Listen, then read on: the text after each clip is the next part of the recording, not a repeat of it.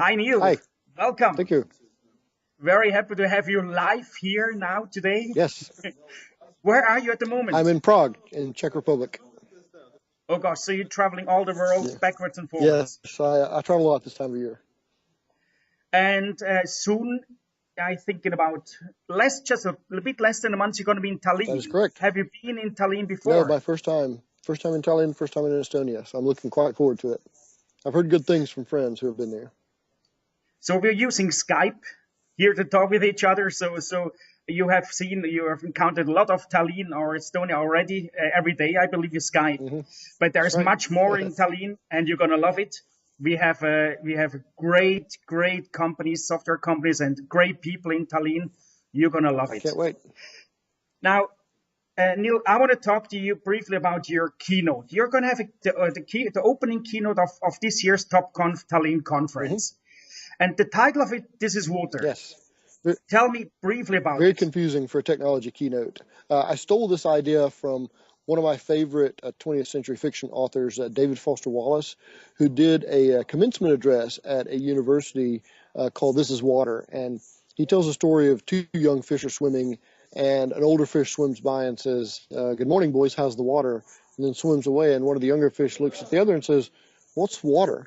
And so his point of his commencement address was there are these really important things that people miss. It's just like the water around a fish. So his suggestion was uh, the really important things you should take out in the world are not the things you learn in university, but important things like how to be nice to people and how to be patient in queues and all those things that you have to encounter every day, just like fish encounter water every day.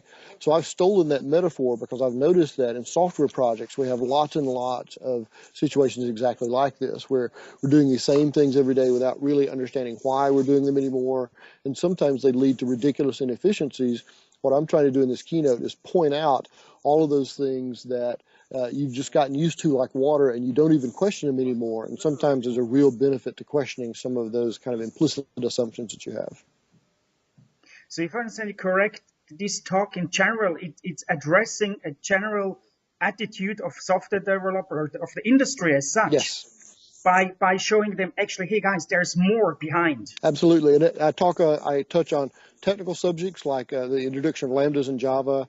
I talk about transactions, ACID versus eventual consistency, but I also talk about some things like gender diversity, which is a big problem in our world, and not a lot of people notice that because, again, they just work on the same project team every day and don't really realize how detrimental a bad gender diversity can be on projects. And so I really try to touch on all different aspects of the software development ecosystem in my talk.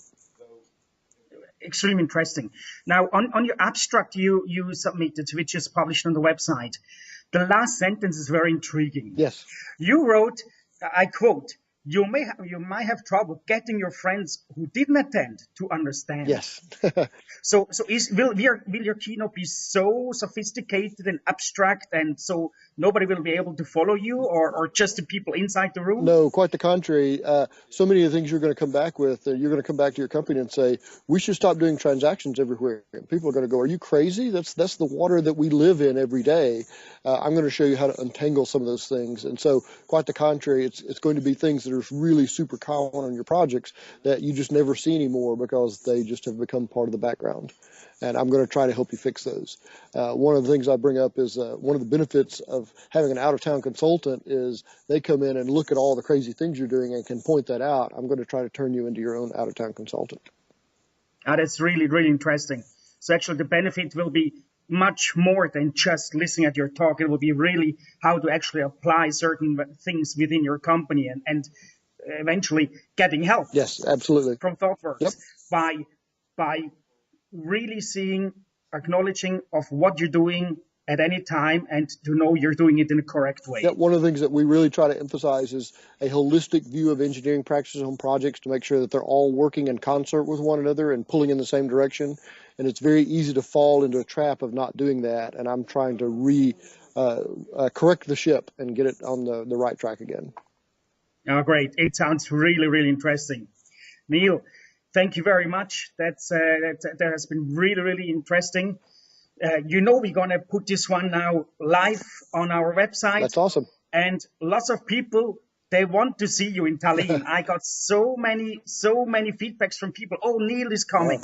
I must go and see him. So please be ready for a couple of beer, I will. a couple of more Yep. beers, because Estonians like to drink beer, Well, and some really interesting I'm talks, making good conversations. ensure to get there early enough the night before to go to the speaker's dinner so that I can sample some of your beer. So I'll definitely Excellent. do that. Excellent, magic. All right. Neal, thank you very much for this talk. Thank you very much for coming to Tallinn. We are really excited to have you in Tallinn soon. Thanks. Looking forward to it. Thank you. All right. Cheers.